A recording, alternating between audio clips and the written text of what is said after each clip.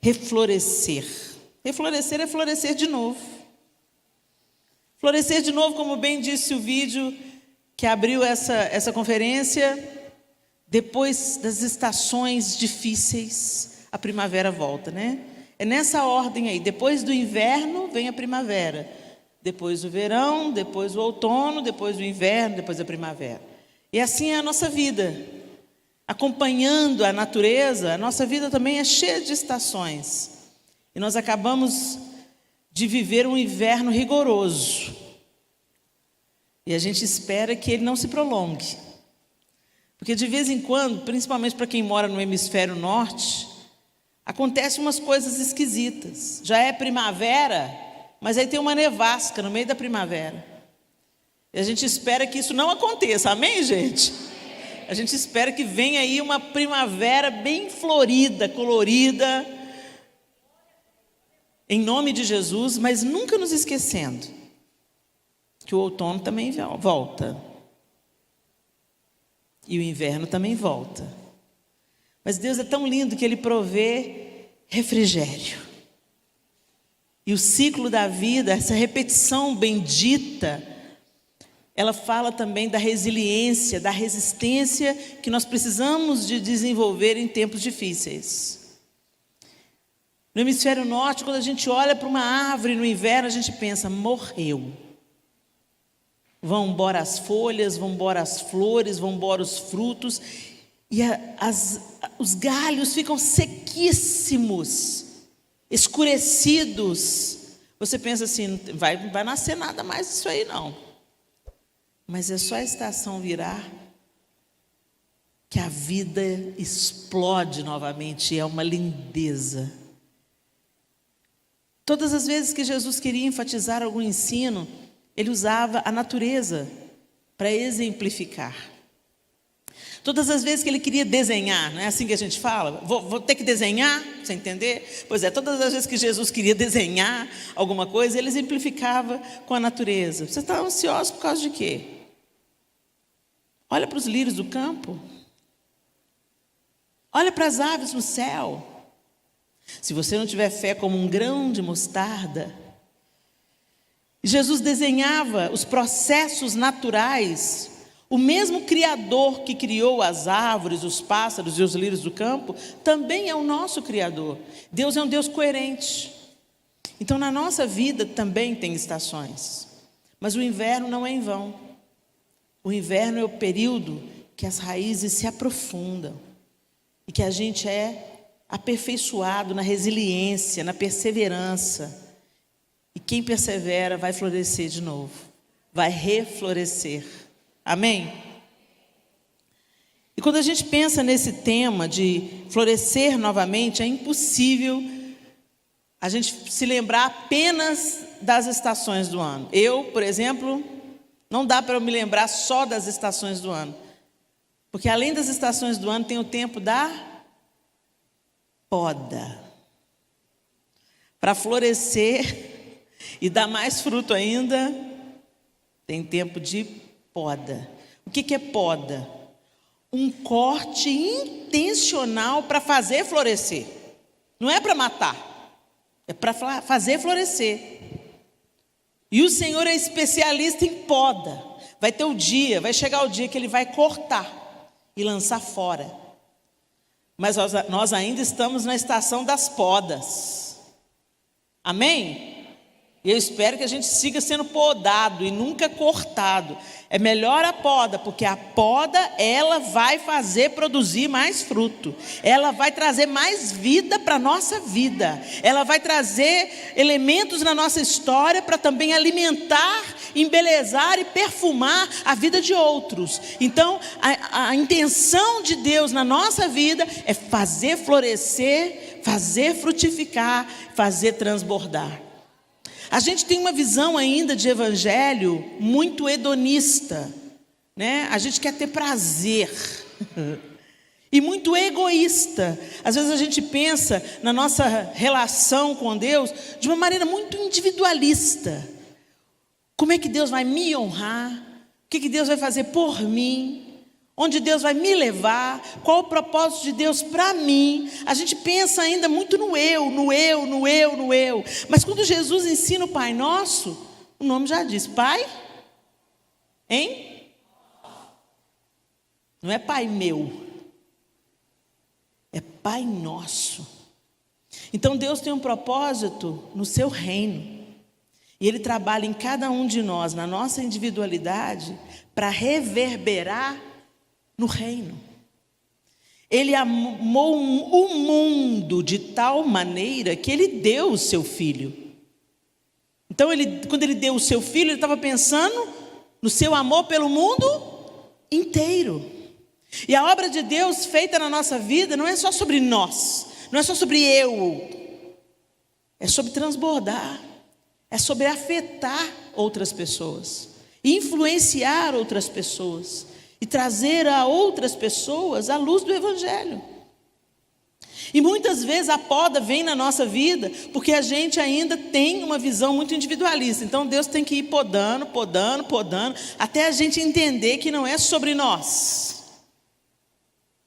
Não é sobre eu. É sobre nós. Não é individual apenas. Passa pelo individual sim, porque Deus, Ele te conhece pessoalmente, tem um propósito na sua vida. Mas esse propósito não passa só por você e não se trata só de você. Passa por você, atinge você, cura você e transborda. E quando a gente pensa em floração, gente, que coisa linda é ver uma árvore florida. Todos nós somos afetados pela beleza das flores, pelo perfume das flores, não é assim? Tem aquela flor que eu não sei como é que... em Minas a gente chama ela de dama da noite, né? Perfume vai longe, tem gente que detesta, mas eu acho assim magnífico como é que Deus, na sua multiforme graça, como é que Ele tem flores diferentes, tamanhos de flores diferentes, cores diferentes. As cores que você tem na roupa, na maquiagem, tudo isso foi extraído da natureza, tudo isso foi imitado da natureza. Quem inventou foi Deus.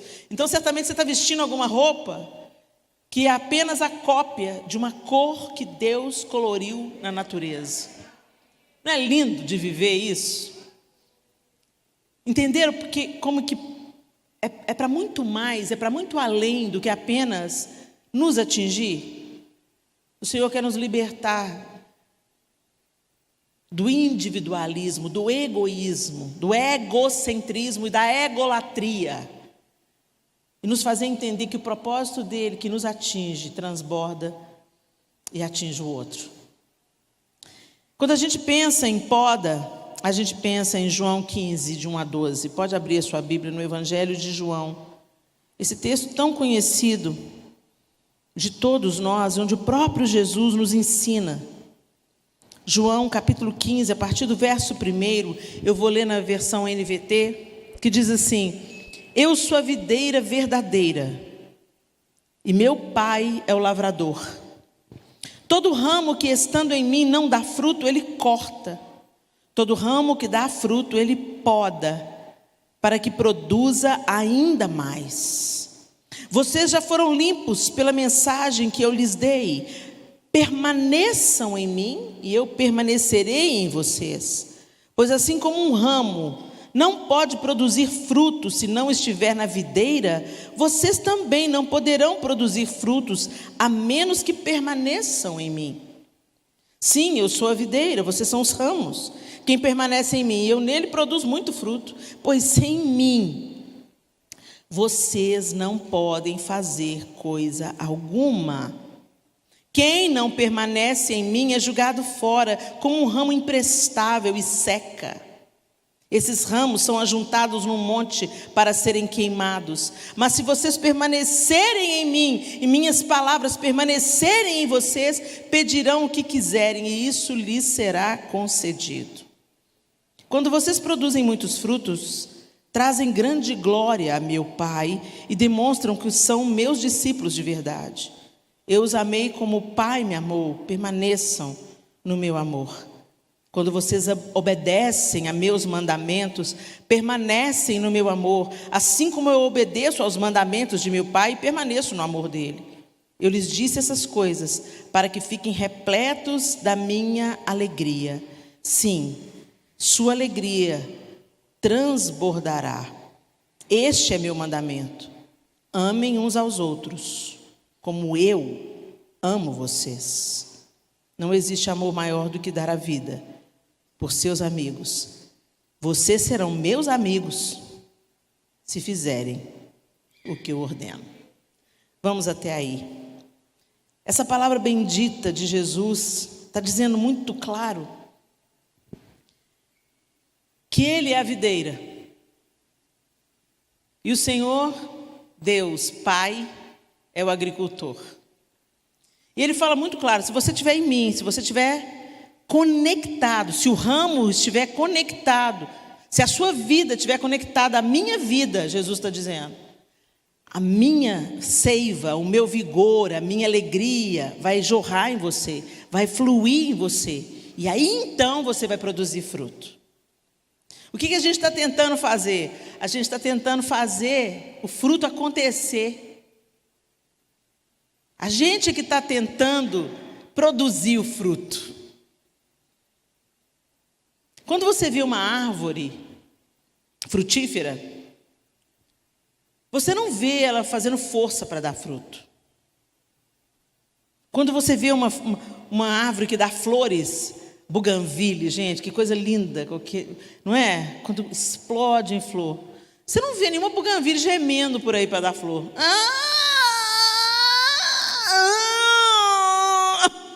Saiu uma flor. É da natureza da buganvília produzir flor. No tempo apropriado, ela dá flores. Se ela for bem cuidada, se ela não está faltando para ela os nutrientes, ela vai explodir em flor. A raiz conectada ao caule, o caule aos ramos, e os ramos produzem flores. É algo muito natural. Mas o que a gente tenta fazer pelo caminho da religião? Pelo caminho da religião, a gente tenta dar o nosso jeito. A gente tenta parecer santo, de acordo com os nossos preceitos morais, e apenas confiados na nossa justiça. A linha é muito tênue, gente. A gente então começa a praticar o que é certo, mas com um pensamento errado, com uma intenção de coração errada. E a gente estava conversando isso, vindo aqui pelo caminho e também na sala ali, quando eu fazia um lanche com os pastores, sobre como nós temos uma mente dualista. Como a gente acha que é sagrado o que a gente faz na igreja e o que a gente faz na vida ordinária não é sagrado, não. Cuidar de menino, lavar louça, passar roupa. Sagrado, Helena, me ajuda. Gente, o Verbo se fez carne e habitou entre nós. E Jesus fez milagre, andou sobre a água, não sei o quê. Só no dízimo do tempo de vida dele. 30 anos ele ficou no anonimato, vivendo uma vida ordinária. O que é uma vida ordinária? Uma vida comum. Uma vida como a vida de todo mundo. Sendo filho, aprendendo um ofício, servindo a mãe, aos irmãos, servindo a vizinhança, aprendendo a Torá, vivendo uma vida comum que o menino judeu vivia naquele tempo, depois um adolescente judeu vivia naquele tempo, depois um jovem judeu vivia naquele tempo. E quando Jesus foi ser batizado, ele não tinha feito nada. Quando ele escuta aquela declaração do pai, esse é o meu filho amado em quem eu tenho prazer, ele não tinha feito nenhum milagre ainda. Ele não tinha vencido Satanás no deserto ainda. Ele só tinha vivido a vida ordinária. Há algo na vida ordinária que é sagrado, o que Jesus viveu. E quando você vê ele fazendo coisas extraordinárias, onde que ele fez coisas extraordinárias? Na pescaria. Dormindo. O barco entrando para todo lado dele, dormindo. Alguns religiosos diriam, preguiçoso. Vai fazer alguma coisa, Jesus. Você estava dormindo. Comendo sem lavar as mãos. Foi almoçar na casa de Zaqueu, ou jantar, não sei. Foi comer uma refeição na casa de Zaqueu. O que é que rolou naquela refeição? O que rolou à roda daquela mesa? Perdoou uma pecadora também à mesa, na casa de gente não tão santa. Na casa do Levi, o publicano. Gente, e a gente pensa que espiritual é o que a gente faz aqui dentro do templo. Você é o templo. E a gente precisa de pedir ao Senhor que Ele nos dê mais consciência da presença dEle. Que Ele está, mas nem sempre Ele é percebido, porque nós temos essa mente dualista, que acha que Deus está na igreja, que Deus está no louvor.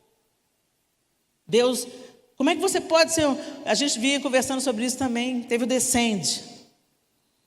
Aí os jovens levantam os tênis e falam, eu vou para casa. E não foi coincidência, e não foi erro, porque como é que a gente vai para as nações se a gente não obedece os pais, não honra o esposo, não cuida dos filhos? A obra começa em Jerusalém, depois Samaria, depois Judeia e depois até os confins da terra. Deus nos levou para casa na pandemia para provar o nosso coração, para reconciliar, para trazer perdão e para nos fazer enxergar que o sagrado está em lavar louça, que o sagrado está em cuidar das pessoas que Ele nos confiou diretamente, que o sagrado está em ouvir o outro genuinamente, sem pressa e sem desculpas. Mas teve gente que ainda não entendeu, e eu peço a Ele que nos faça entender de outra forma, mas que não nos deixe passar por outra pandemia. Que tantas vidas não precisem de ser ceifadas, para a gente entender que Deus está bradando e querendo nos ensinar, e que vem um tempo de poda, não para nos esmagar, mas para nos fazer florescer. E quando a gente vai estudar a poda das plantas, gente, eu achei umas coisas interessantes, eu queria compartilhar com vocês. Tem vários tipos de poda, elas não são iguais. Tem a poda de limpeza ou manutenção. Esse tipo de poda é utilizado para a remoção das partes indesejadas da planta, como a retirada de galhos secos e doentes. Eu estou com uma árvorezinha lá em casa, que ela está toda bonitinha, mas um galho dela está todo mirrado e as folhas amarelaram e secaram. Então eu fui lá com a tesoura e podei, cortei, na intenção de que aquela doença que está naquele galho não se prolifere para os outros galhos. E quando a gente faz um paralelo dessa poda de limpeza e manutenção, a gente vê claramente que essa poda ela precisa estar na nossa vida.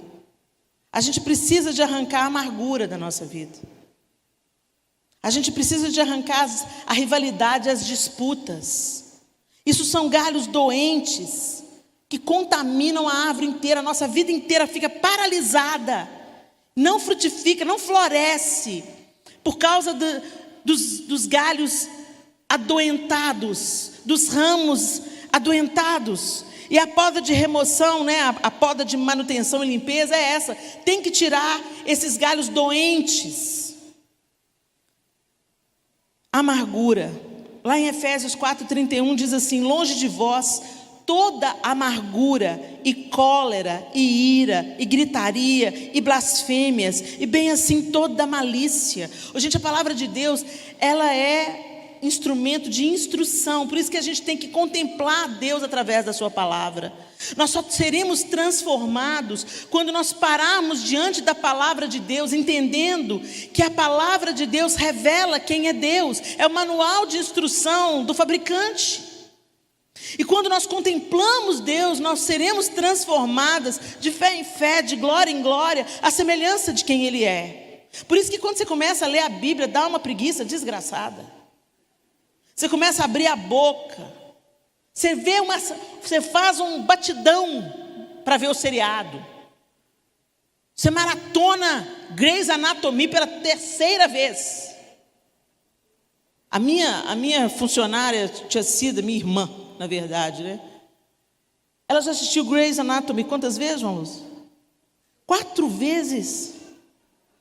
Toda a série, gente, é temporada pra caramba, parece que é 17 temporadas. E bote nisso. E a gente tem uma disposição para maratonar alguma série, né? Mas vai ler a Bíblia para ver. Dá um sono, uma lombeira, seu olho pesa. Sabe por quê?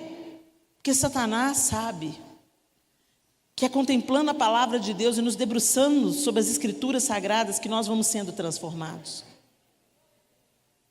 Porque a palavra de Deus revela quem Deus é. E nós nos tornamos semelhantes àquilo que nós contemplamos. Aí a gente fica tentando arrumar um fruto de plástico, que imita o que está na natureza, de uma maneira perfeita. Mas quando você pega uma mexerica de plástico, ela é igualzinha. Mas não tem consistência, não tem sabor. É mentira, é fake. E nós estamos levando uma vida espiritual assim, fake. Parece que é, mas não é. E basta a crise vir, que você vê que aquela fruta que podia dar, e é tão interessante a mexerica, porque ela mata a sede e mata a fome numa cajadada só. Ainda parece com o fruto do Espírito, né? Cheio de gomo. Você vê que ela não tem consistência. Eu não sei o que vem pela frente não, gente. Mas o Senhor está nos chamando a uma vida com consistência. Uma vida em dependência dEle. Porque dependendo dEle, nós não seremos abalados, não seremos frustrados, seremos fortalecidos. Mesmo em tempos difíceis, o Senhor nos dará uma outra perspectiva da situação. Voaremos como águias. A águia tem uma outra perspectiva. E o Senhor quer nos oferecer uma outra perspectiva. Se Deus não mudar o tempo, se as coisas ruins piorarem, como é que vai ser para a gente? Então vem poda, e a amargura tem que tirar da nossa vida. A palavra de Deus está nos dizendo a amargura, a cólera, a ira. Quanta gente nutre isso? Fica nutrindo a amargura. Ah, fulano me falou aquilo, estou com ele aqui, ó. Não, eu já perdoei, Helena, só não quero ver a cara nunca mais. E o Espírito Santo habita em nós para quê, gente? Para que o Espírito Santo habita em nós? Para nos habilitar a vencer. Gente, o Espírito Santo não está em nós só para a gente falar em línguas e rodopiar, não, e cair no poder, não. É delicioso as coisas que a gente experimenta no poder do Espírito. Mas antes de mais nada, o Espírito está em nós para nos transformar à imagem de Cristo, para Cristo ser formado em nós, para nos vivificar juntamente com Cristo. Gente, o Espírito que habita em você, no qual você foi selado, é o mesmo Espírito que ressuscitou Jesus dentre os mortos. Olha o poder que habita em você, mas você não acessa. A gente faz campanha para tudo, campanha para casar, campanha para trocar o carro, campanha, sabe, a gente ora, jejua, levanta de madrugada. Levanta, jejua. Levanta de madrugada para ficar livre da amargura. Senhor, o Senhor habita em mim, Espírito Santo. Me livra dessa amargura, da ira, da cólera, porque isso paralisa a sua vida em mim e não me permite reflorescer.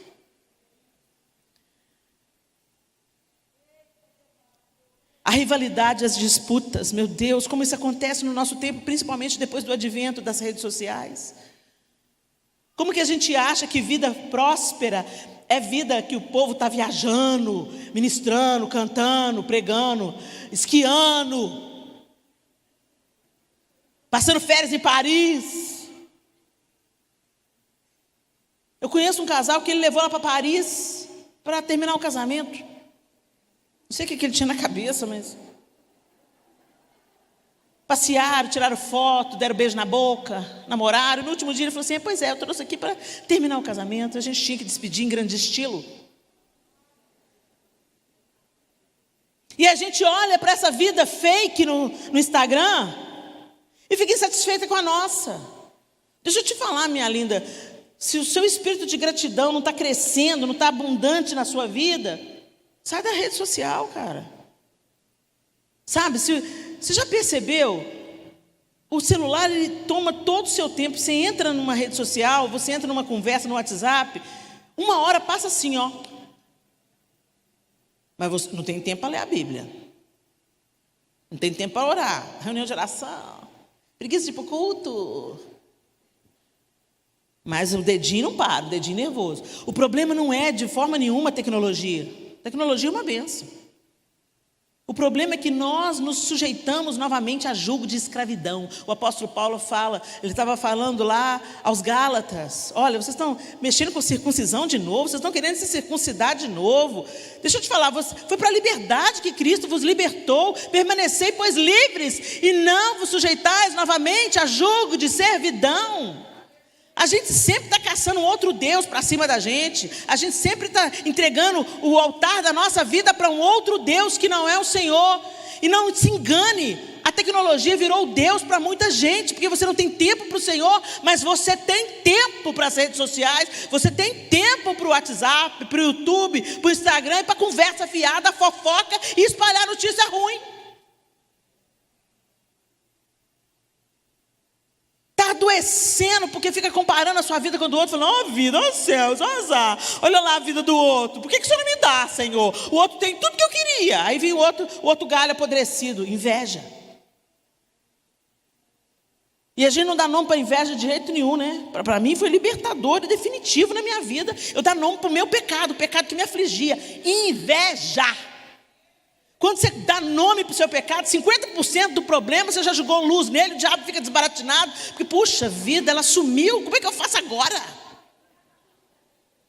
O diabo não quer que você assuma o seu pecado, não, nem diante de Deus, nem diante das pessoas, porque ele trabalha no escuro, ele gosta de escuridão, e ele trabalha com liberdade na escuridão, mas está te paralisando.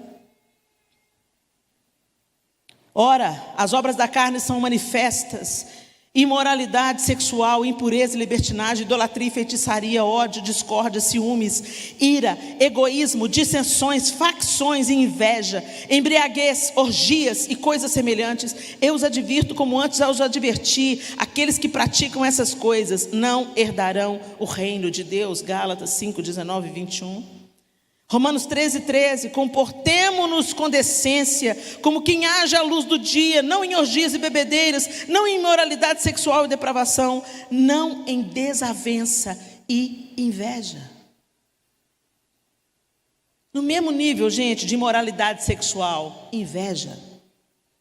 E a gente tolera os pecados e fala: para a vida para falar do adultério, para a vida para falar da sexualidade distorcida dos nossos dias, mas não cuida da sua língua grande, não deixa Deus entrar na sua vida para limar a sua ira, a sua cólera, a sua amargura. Nós precisamos da poda de manutenção e de limpeza.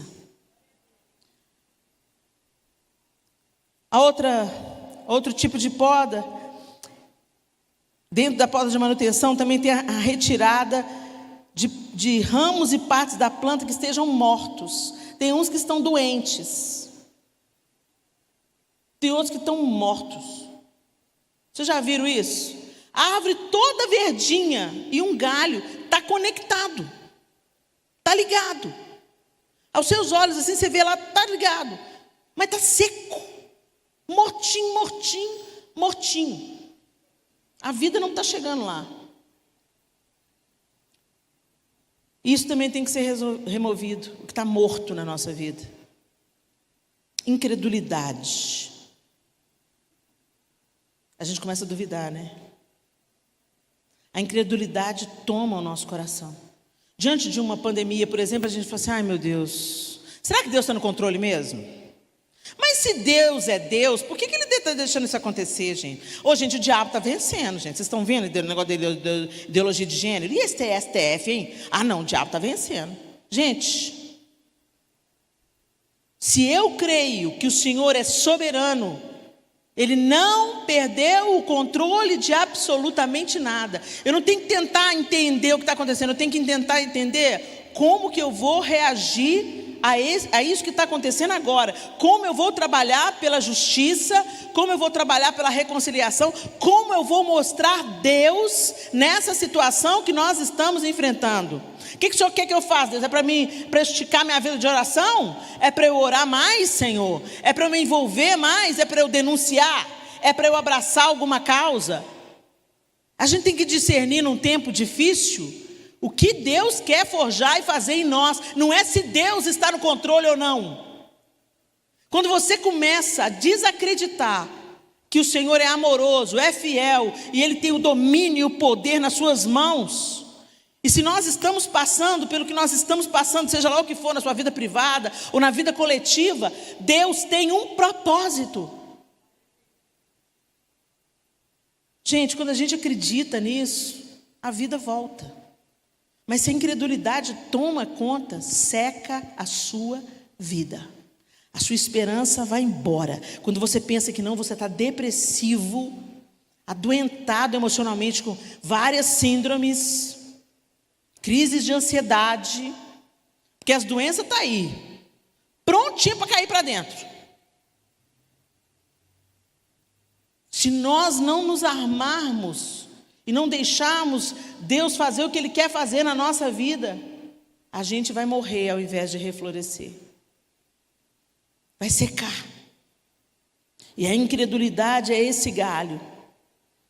Começa secando um galho. Uma área da sua vida começa a mirrar. Daqui a pouco já está contaminando os outros galhos. A falta de misericórdia. Aí o Espírito Santo vem, né? Ah, é, Helena? Então você quer fazer justiça? Você acha que você pode fazer justiça, Helena? Você acha que você tem condição de fazer justiça? Ô Senhor, me perdoa. Eles são filhos, eles são pais, eles são homens. E a misericórdia do Senhor que se renova sobre mim todas as manhãs também se renova sobre eles. Me dá um coração igual ao teu. Passe em revista, Senhor. Que a sua vida venha em mim, porque se depender da minha vida, do meu pensamento, estou lascada. Mas se eu estiver enxertada no Senhor, o Senhor vai fazer essa obra em mim. Oh, Jesus, faz essa obra em mim. Quanto à falta de misericórdia, o apóstolo Pedro escreve em sua carta, no capítulo 3, no verso 8, quanto ao mais, tenham todos o mesmo modo de pensar, sejam compassivos, amem-se fraternalmente, sejam misericordiosos e humildes. Pecados ocultos. Pecados ocultos. Impiedade. Pecado é igual mau hálito, gente. A gente sente, todo mundo sabe que você tem, menos você. Você pensa que você está arrasando. Todo mundo já te mediu, já falou, ih, meu Deus do céu, entra ali com poder. Oh, meu Deus, tem misericórdia. Mas você acha assim, nossa, sou tão espiritual. Jesus podia até me arrebatar. Podia fazer igual fez com Elias, gente, eu nem preciso passar pela morte. Deus é que sabe. Pecados ocultos. Às vezes a gente ignora o pecado, a gente não sabe dele, mas tem outros que a gente sabe. Tem coisas que a gente sabe que são impiedade contra o Senhor, diante do Senhor. Aquela espiadela na pornografia. Você pensa assim, não tem nada a ver, gente. Só estou eu aqui, a tela, não estou fazendo mal para ninguém. Não estou fazendo mal para ninguém. Eu sou tão boa. É só a pornografia, gente. É só um estimulozinho. Eu estou assim meio fria na cama com meu marido, então. Colocando diante dos seus olhos tudo aquilo que é abominação diante do Senhor.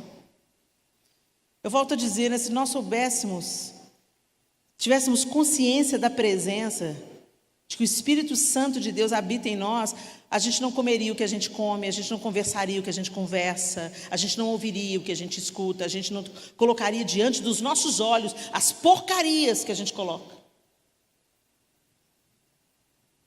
Os pecados ocultos, ele tem o poder de te paralisar e de frustrar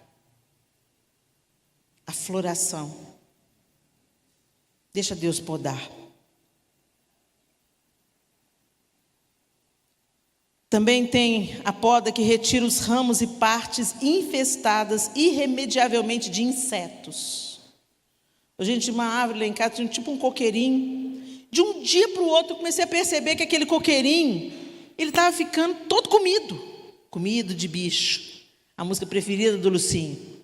Vai ser comido de bicho, vai ser comido de bicho. Pois é, estava acontecendo com o meu coqueirinho, estava sendo comido de bicho. Quando eu cheguei lá perto, gente, tinha umas lagartas estranhas lá, uns bichos esquisitos, e literalmente devorando a planta.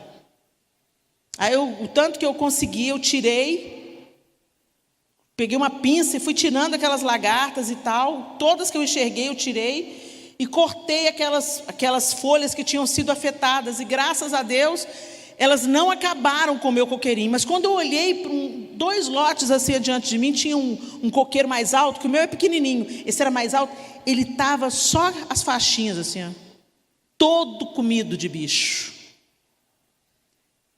Mas precisou da intervenção lá, de tirar, né? Tirar aquelas lagartas horrorosas e cortar as folhas que já tinham sido devoradas. E tem que ser tirado da nossa vida também a murmuração e a ingratidão. São como lagartas horrorosas. Gente, quanto mais você murmura, mais a vida piora.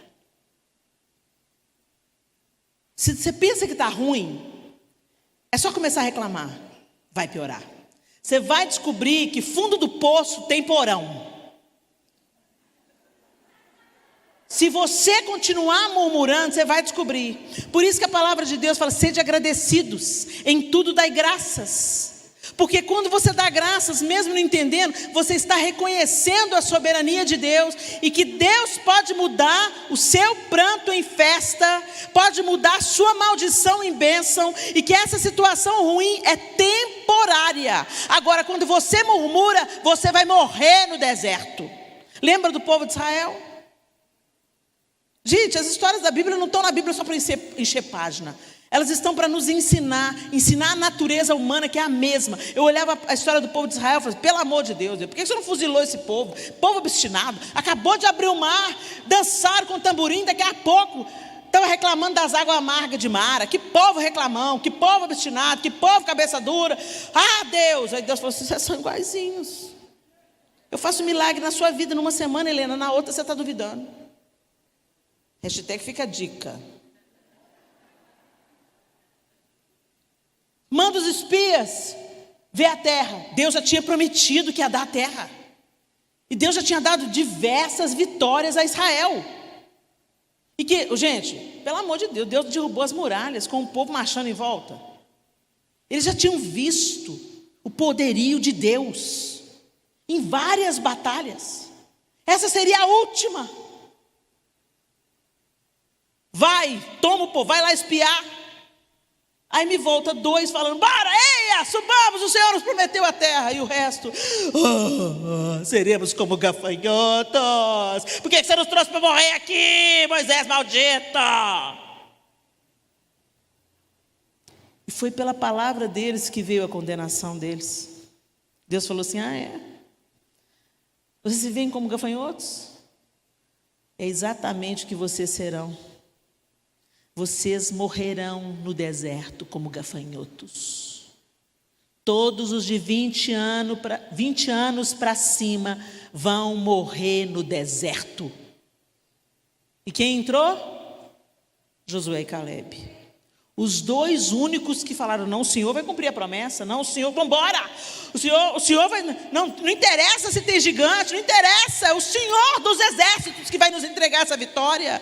Só eles desfrutaram porque só eles creram. Agora os que murmuraram, toda aquela geração morreu no deserto. E é isso que a murmuração faz conosco, por isso que Deus precisa de podar a nossa língua, literalmente. O nosso coração ingrato, que não reconhece as benevolências de Deus. Gente, essa é a tendência da nossa humanidade, nós somos inclinados a reclamar. Se você chegar na fila do banco e falar assim: nossa, pelo amor de Deus, hein? Olha essa fila, que absurdo.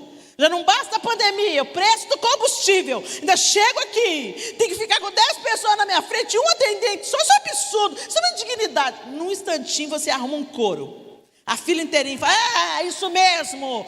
Daqui a pouco, se bobear, vão quebrar tudo.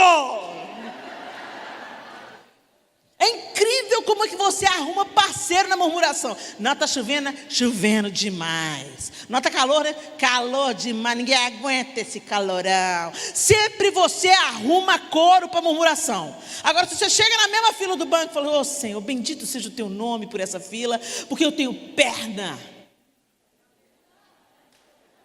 Todo mundo na fila olha assim.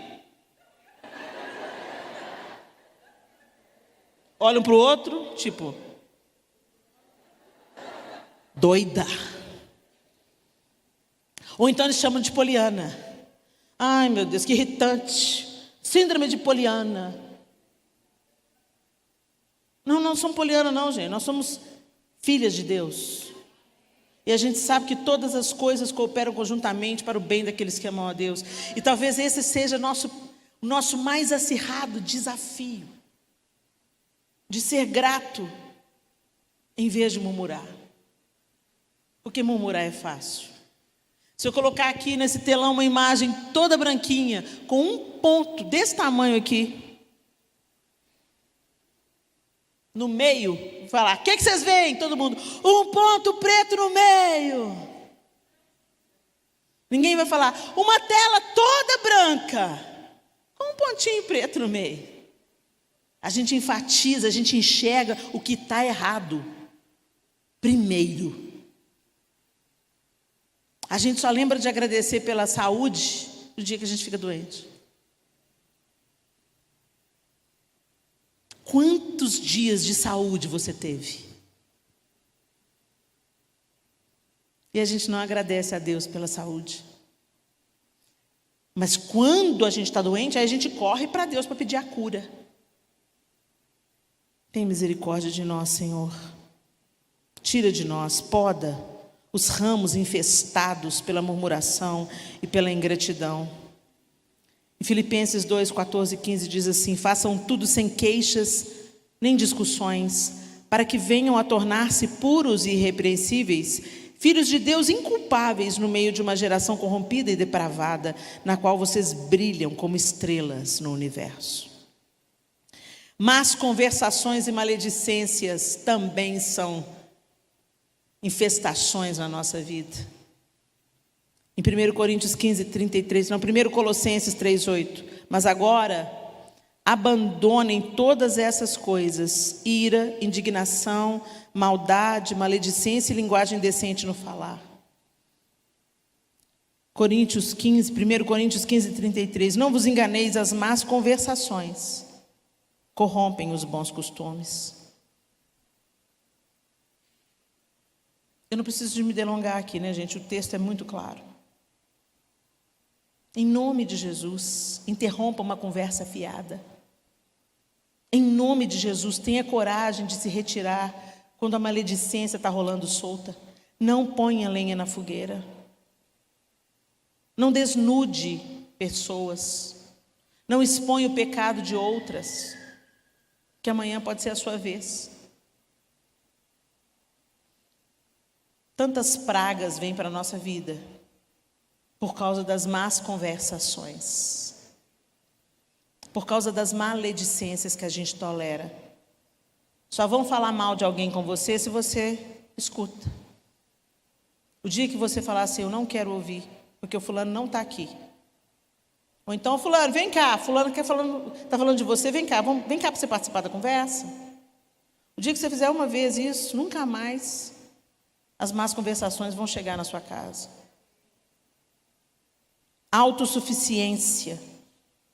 Meu Deus, como nós temos uma tendência a confiarmos em nós mesmos, nas nossas capacidades, nos nossos dons, nos nossos talentos, nos esquecendo que tudo que nós temos e somos vem do Senhor. Em Provérbios 16, 20 diz assim: o que atenta para o ensino, acha o bem, e o que confia no Senhor, esse é feliz. Isaías 40, 31, mas os que esperam no Senhor renovam as suas forças, sobem com asas como águias, correm e não se cansam, caminham e não se fatigam. E finalmente, gente, tem a poda que acontece para a retirada dos ramos partidos, em consequência de ventos e tempestades. Quantas tempestades? Luto, abandono, traição, rejeição. Quantas tempestades entram na nossa trajetória, coisas que a gente não esperava e nos quebram, tiram a folhagem. Teve uma ocasião que caiu uma chuva de granizo lá em Belo Horizonte, as árvores foram depenadas, todas as folhas acabaram, tudo foi para o chão, o granizo ia caindo, ia tirando as folhas.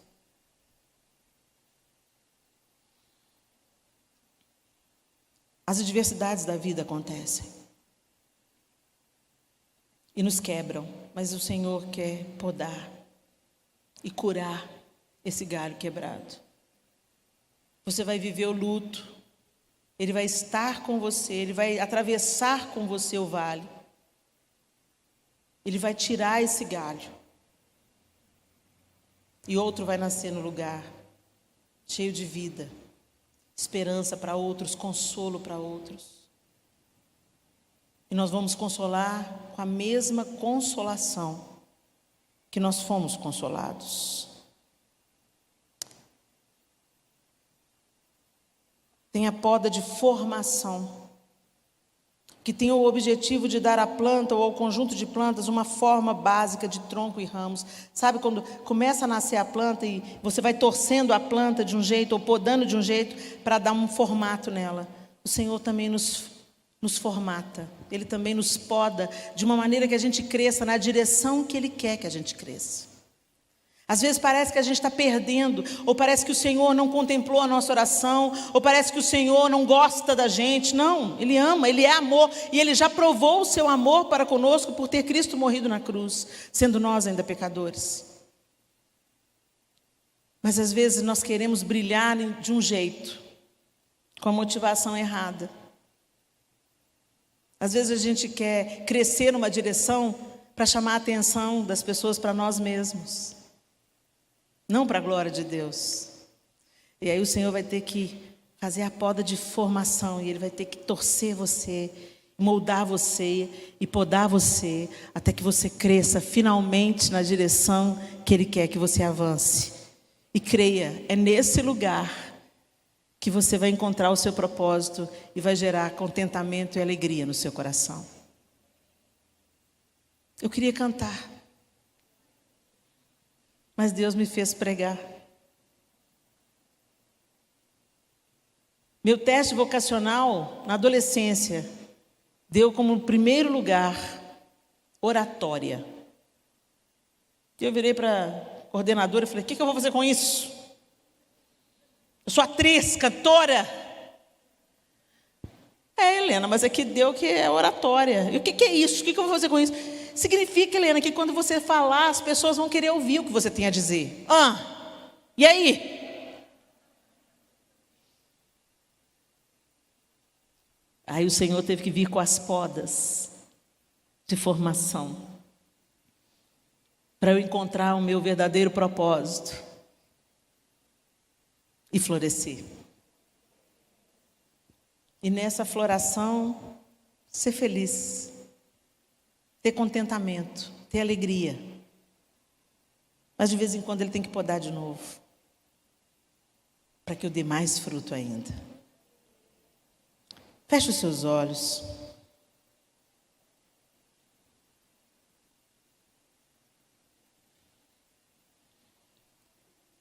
Talvez você esteja passando por uma dessas podas. A poda de limpeza e manutenção. a poda dos galhos mortos, as partes infestadas de pragas, de insetos. A poda para a retirada dos ramos partidos pelas tempestades.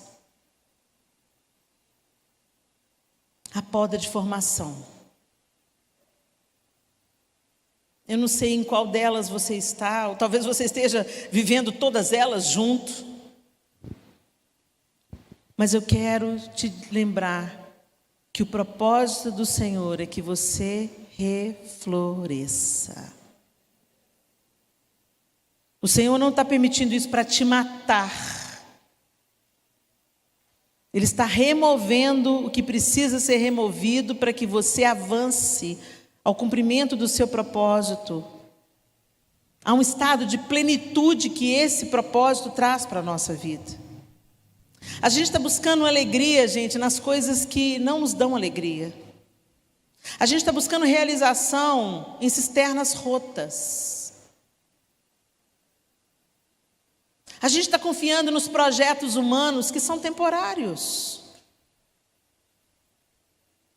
Mas quando a gente olha para aquilo que é eterno, o que é temporário serve ao que é eterno. E tudo que a gente faz aqui e vive aqui, na nossa vida pública ou na nossa vida privada, traz glória ao nome do Senhor. Talvez você esteja se sentindo esmagada pelo luto, árvores partidas, né? Galhos partidos na sua vida, traição. Às vezes a pessoa que você mais investe é aquela que te trai. Abandono.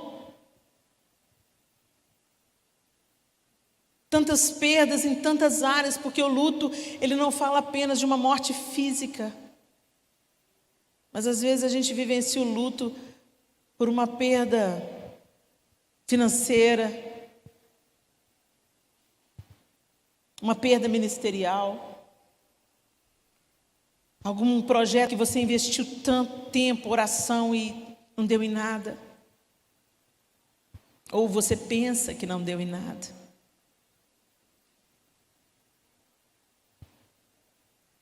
Talvez você esteja passando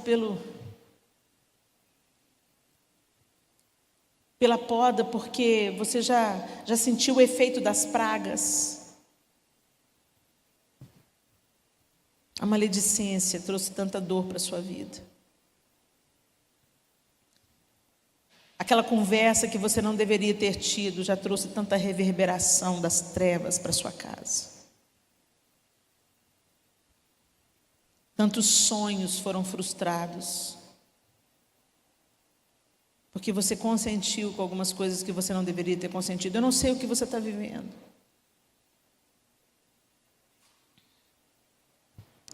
Mas em nome de Jesus,